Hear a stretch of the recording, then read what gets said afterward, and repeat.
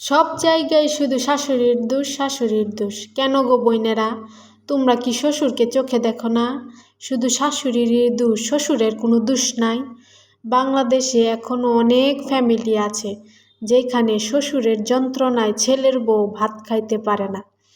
শ্বশুর হইতাছে পরিবারের মধ্যে সবচেয়ে বড় মিরমিরে শয়তান।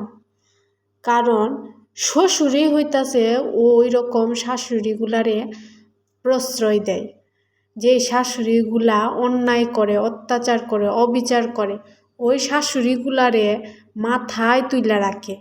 ওই শ্বশুরগুলাই যেইগুলা মিরমিরে শয়তান, ওই শ্বশুরগুলার কারণে শাশুড়িগুলা আরও ল্যাম্পায়, আরও অত্যাচার করতে সাহস পায়।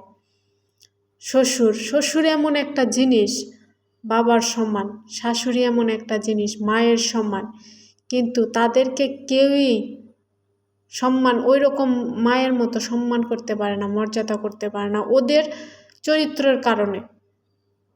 কারণ ওরা যে ভালো মানুষ নেয়া খাওয়ার লোক না, খারাপের সাথে খারাপিগিরি করা লাগে, বুঝছো বোন?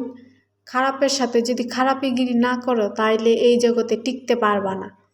ওই রকম শ্বশুর শাশুড়ির সাথে ওই রকম ব্যবহারই করবা, তাইলে দেখবা তুমি ভালো। আর এমনও অনেক ছেলের বউ আছে যারা শ্বশুর শাশুড়ির কাছে থাকে, 24 ঘন্টা সেবা যত্ন করে, ওই বউয়ের কোনো নাম নাই। কিন্তু যেই বউ ছেলের বউয়ের সাথে আলাদা থাকে, ঢাকা শহরে থাকে, 2 দিনের জন্য বেড়াইতে আসে, 500 টাকা হাতে দেয়, ওই বউই হয়ে যায় ভালো, সবচেয়ে আদরের। এমন বিচার কে লেগে সবার পেটের মধ্যে? আবার এমন অনেক শাশুড়ি আছে, শ্বশুর আছে অনেক ভালো,